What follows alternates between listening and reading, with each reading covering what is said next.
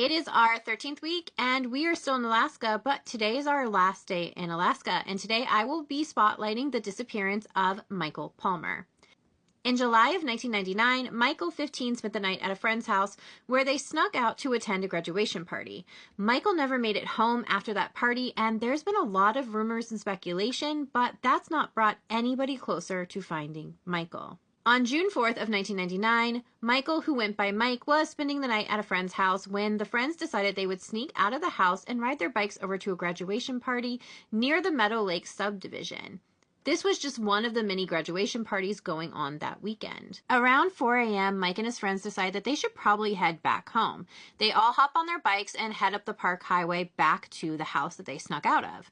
At some point on the bike ride, the two boys notice that Micheal slows down and falls behind them. So they stop at the 7-Eleven and wait about 40 minutes for him to catch up. After those 40 minutes, they decide that Micheal probably decided to go back home since his house was on the way to the 7-Eleven. So they head home without him. Micheal wouldn't officially be reported missing until 3 p.m. the following day, 11 hours after he was last seen.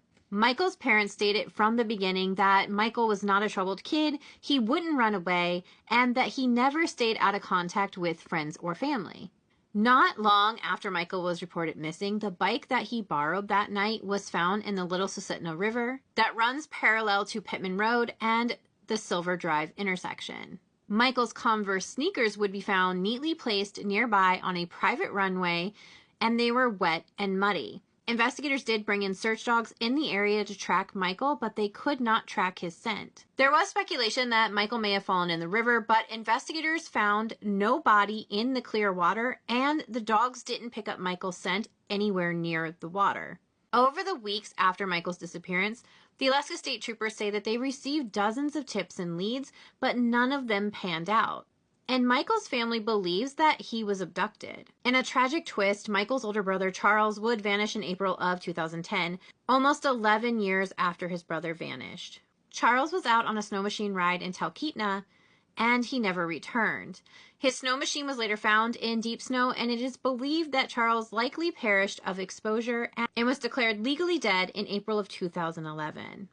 While Micheal's family believe that he is most likely deceased, they are still seeking answers in his case. If you have any information in Micheal's case, you are urged to call the state troopers at 907-745-2131. Please keep sharing Micheal's story in hopes that we can bring his family some answers. Thank you so much for taking the time to get to know Micheal today, and don't forget, when you see those missing and murdered posts online, to share, because every time we share a face, we do get closer to solving a case. And I will see you all back here next week as we head to Wyoming.